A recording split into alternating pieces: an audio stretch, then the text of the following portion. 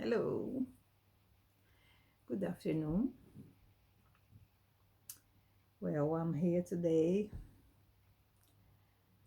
so we can do another video after 2 weeks of break. Yes, I have been busy preparing myself for a trip that I'm gonna do at the end of this month, and it's gonna be good. I'm gonna attend some requests from family and things that I need to close, doors that I need to close down. So I'm preparing for it now. Water. So it's gonna be good. I will be with family and yes, saying goodbye to some people also. And it's gonna be interesting. But today I have been moved to talk about something very special. Okay, I know you are going through a difficult time, very difficult time, not easy. We're gonna probably face some big challenges over the year as a planet. I'm not talking about personal issues, I'm talking about geopolitics. So I need to talk about it in a bigger way, in a massive way. Looking, let's take like a, a space travel and go over, okay, up there in the sky and look down, and not just at the present moment, but you're gonna look back in the past also, so we can understand today. Well, lately this month of January I have been driving to study about the past of our civilization, looking at some um, scriptures, some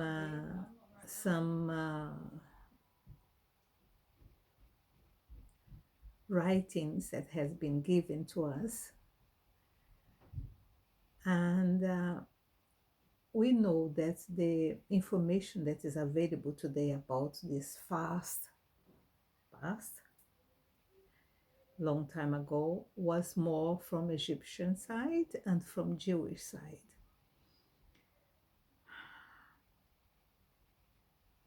We have also Chinese, but is the Chinese, it's more recently, like recently 4,000 years ago. Because what I'm talking now is about 6,000 years ago or more. Okay, looking very back in the past to understand what's happened today. Also, the Indian culture talks about a lot of things that happens in the past. If you look at the saga of the Indian gods, one can understand how it has been in the past. If you look at the Greek mythology, we can also guess how has been in the past, longer back in time past. But writing was more from Egyptian side and from the Jewish side.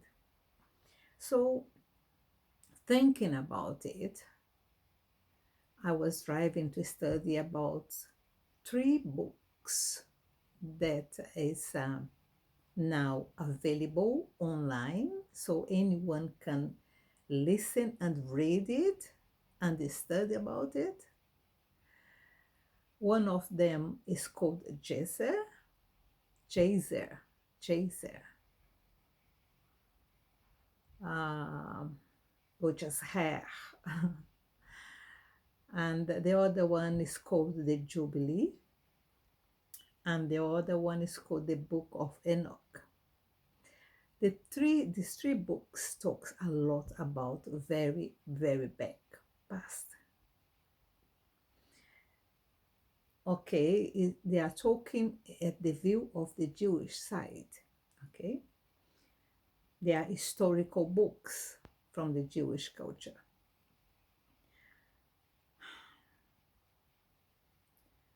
The most impressive to me was Jazer, or Jazer, or Jazer, or Jasher.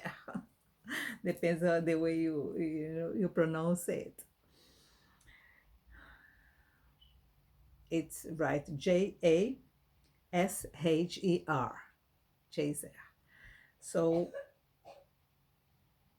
it was very impressed to me because it goes back, very back in time, and then goes further and to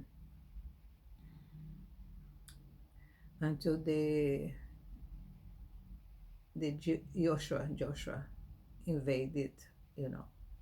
Now you know that is invasion. They had invaded Palestine. Okay, if let me put that way, so I don't have a problems with Jewish people.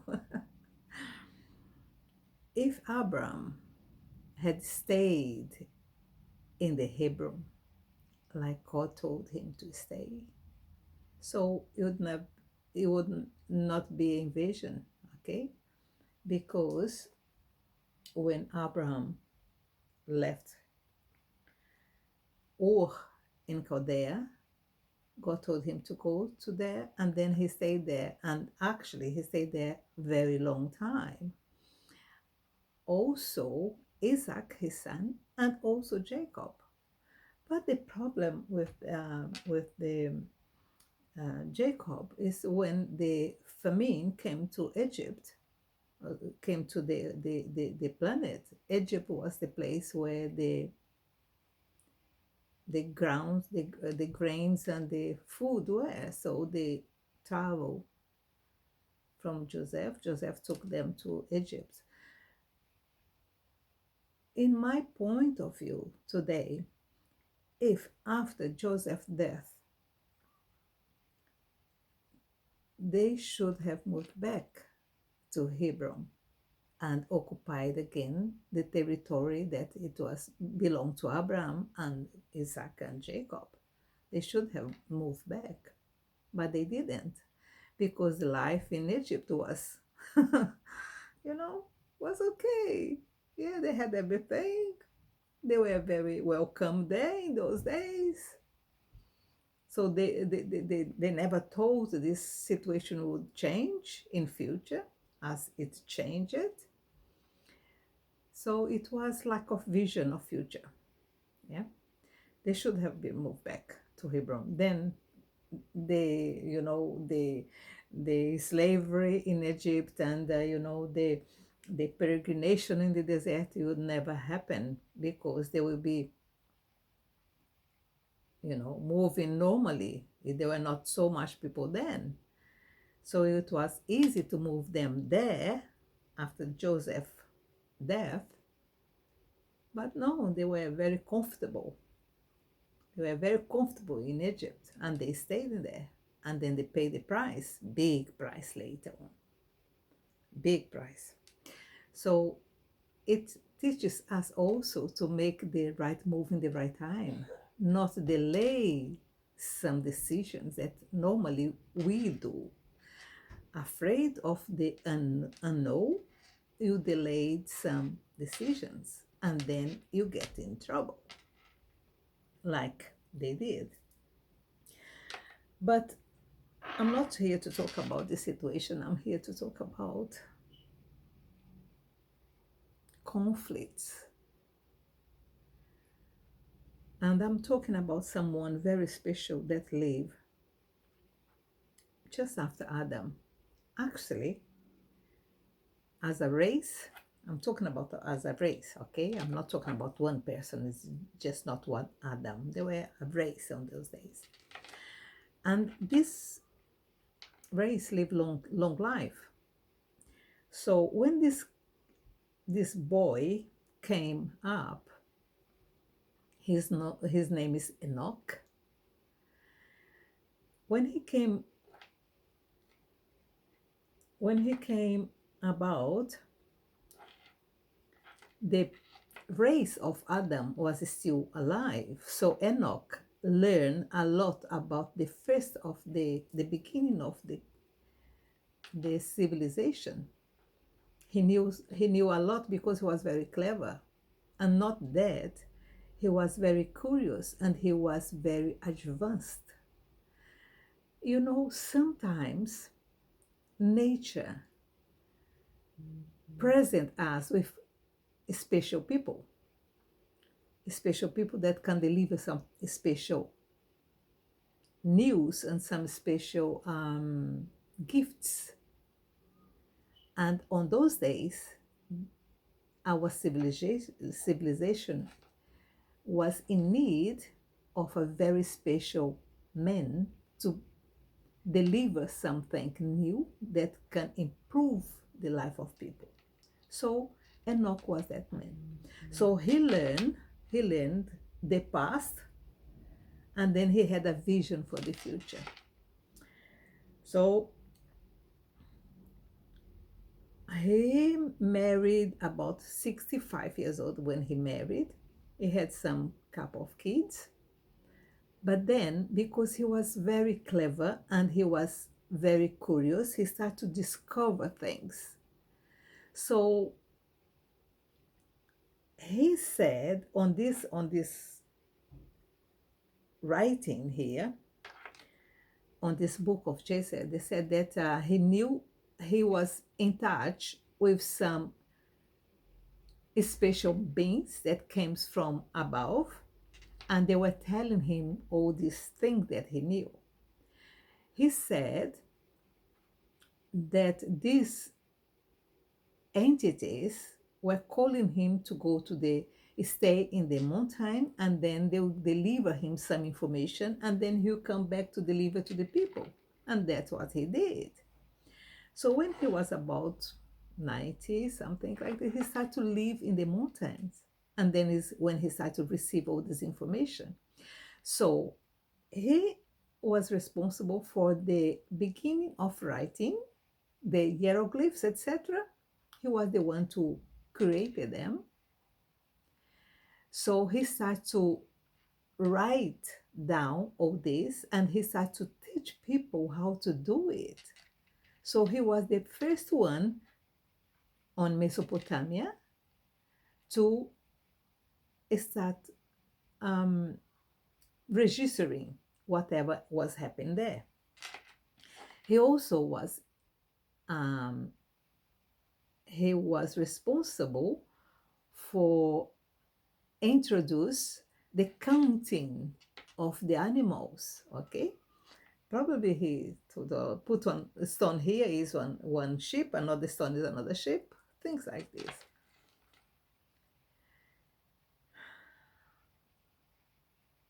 And then here in the first part, there is 4 parts or 5 parts of this. The first part, he says in some stage here, 25 minutes on the begin from the beginning of this reading. And then it says, and in some time after, when the kings and princes and the sons of men were speaking to Enoch, and Enoch was teaching them the ways of God, behold, an angel of the Lord then called unto Enoch from heaven, and wishing to bring him to the heaven, to make him reign over the sons of God, as he had reigned over the sons of men upon the earth. Because he was so because he was so wise man, all the kings of this, you know, this time came to listen to his teachings because he was introducing this new. Of course, who don't want to know how to write and read? So, or count, or know how to because he was the first one to introduce dig holes to seed the seeds, because before this they were throwing on the field, but then most of the birds you come and take and eat the seeds. So do you know what they did on those days? People stayed on the field to, to how you say that, to not to allow the birds to come and eat the seeds. So they didn't know how to dig holes to put the seed in. So he was the one to teach them how to plant, how to, to have an agriculture. So he was like this. So everyone from other tribes around, because when say the kings and queens, it said the kings and princes, you can imagine big countries like England, or or Monaco. No, they were little tribes, and every tribe had their own governor. So they called them princes or kings on those days. So probably it was, a community of 200 people. They had their own king. Another one there of 300 people. They had their own king. Like Abraham, when Abraham came about, he had about 20, 100 people with him, and he was considered the patriarch or the king of the tribe. So these kingdoms were not big, it were small kingdoms, but they were a lot. Yeah, because everyone, for example, if a father had about 12 sons, all of them wants to have their own community, and so it will be 12 kings. So that's the mentality. So when you're talking about it, don't imagine a big one, imagine tribes, and everyone has their own page, like in the Amazon. So everyone was coming to Enoch because Enoch was considered the pope. Let's put that. He was the pope of all the other ones. So people were coming to him. And when I'm gonna continue reading here. When at the time Enoch heard this, he went and assembled all the inhabitants of the earth, on the earth, local earth, yeah, because on those days already had the Indians were there and the Chinese were there, but they didn't know about it. Okay, they were completely isolated because the space between them were too big. They were in Palestine, they were in Mesopotamia, where Iraq and Iran, etc., is. So it was too far from China, or too far from India. So they didn't know about it. So for them, the earth, the inhabitants of earth was just there. So he gathered everyone and taught them wisdom and knowledge and gave them divine instructions. And he said to them, I have been required to ascend into heaven. I therefore do not know the day of my going. So, but after this talking, he assembled them about twice after that, okay? And then he was 365 when he was they didn't know what's happened to him, but he disappeared. uh, from the last one that he came, this one, the first one, when they told him, and then he came again 1 year later because he was coming down from the mountain just one a year to talk to them. So everyone was assembled to him, to hear his talking. So after this time, he came another time 1 year after, and then he came another time another year after, and then after that last year that he came, he didn't came back. They wait for him the next year, and he didn't came. So when he didn't came from the last year, and then they went there to search for him, but they didn't find anything. So they didn't know what happens to him. So that's why they said that God took him, because they didn't find him. Okay, probably he went to one of the caves, and then they didn't. Probably they didn't find him like this. But why I'm talking about this man? Because nature does it sometimes. They bring special people to deliver special messages or a special mission. Enoch was one of them. The first, probably, that you know, because after that big um, conflict between the sons of Adam, when one killed the other, uh, just come one man called Seth, that they said that he was a good man, but apart from that, all of them were very bad. They were very aggressive, very rude, very primitive. So when Enoch come up, Enoch was different from the primitive ones. He was not aggressive. He was not fighting. He was you can imagine the cavemen, yeah. So he was different from the cavemen, because on those days they were cavemen. They didn't know how to build houses. So Enoch came in order to give more light, give more wisdom, give more knowledge to them. And you had many people like this in the earth lately.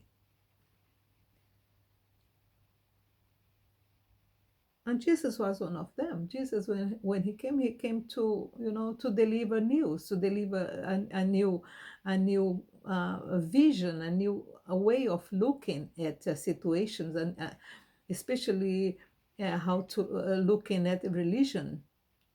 When I was very touching another day. I was coming from one shop in my scooter, and then I remember something that he said. It came to my brain like flash. He said, "A new commandment I'm giving you." It was not the commandment of death like Moses gave. It was not a commandment of eye from eye from eye, or thief from thief. It was not like this. He said, "I'm gonna give you a new commandment." And what commandment was that?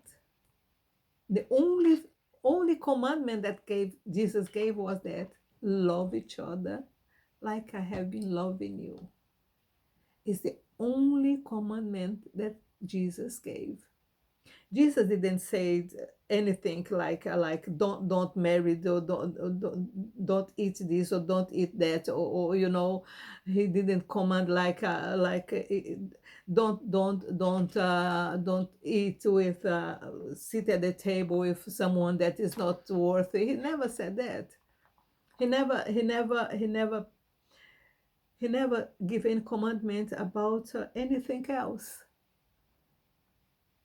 The only commandment that Jesus gave was love each other like I have been loving you.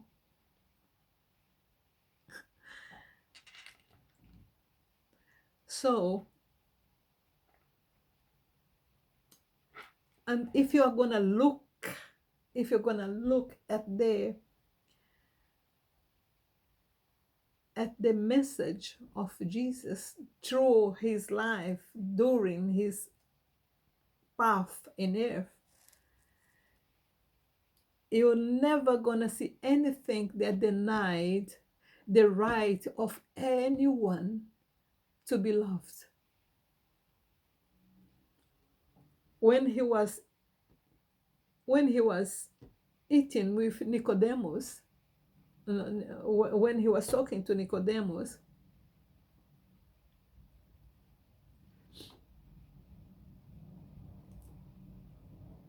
he didn't judge him. He didn't judge him. He just said the salvation came to this house. When they bring him the prostitute, he didn't condemn her. He did from his mouth or not condemnation, it was love. And what he said to her after everyone left, no, even me, I'm not going to deny you. I'm not going to condemn you. Go and don't do it anymore. No more. Finish this. Have a new life. So Nicodemus was the one that came to see him during the night, is it? What I'm talking about is Zach, that man that was working as a tax collector, and then Jesus went to his house, and everyone was saying that, oh, he should be in there because this man is a traitor. He. But Jesus didn't bother about it. And when the girl came to wash his feet, and everyone was condemning her because on those days woman was not allowed to touch any man. Sorry, it's my daughter. Was not allowed. A woman was not allowed to touch any man. It was considered sin. But what Jesus said to them, let her do it. She's preparing me for my death. So nature has this habit on bringing us people that came to change, to make some changes.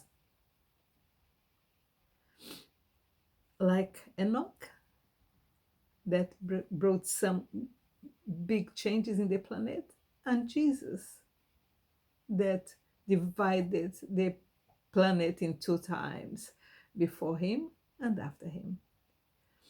And today, you are in need another one.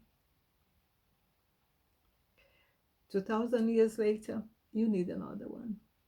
Someone that, some special soul, or probably 10,000 millions of special souls. Because you have to be delivered from the situation that you are in now. And my prayer to you now, be that person. I'm talking to you and ask you to be that person. Be the special one to deliver good news. Let's be like a army, a love army, the army that bring love to this planet. And do what Jesus said, this new commandment I give you, that you love each other like I have been loving you. Okay? Well, that's the message for today. Actually, I was planning to talk about something else, but that's what the Spirit drove me to talk, and that's what I'm doing. I'm a good girl. I'm obeying. Yes. You'll be next one then. Okay? God bless you, keep you safe, and me also. And let's do it together. Let's love each other like Jesus loved the planet and gave his life to demonstrate how much he loved us. So God bless and keep you safe, and you also. Bye bye.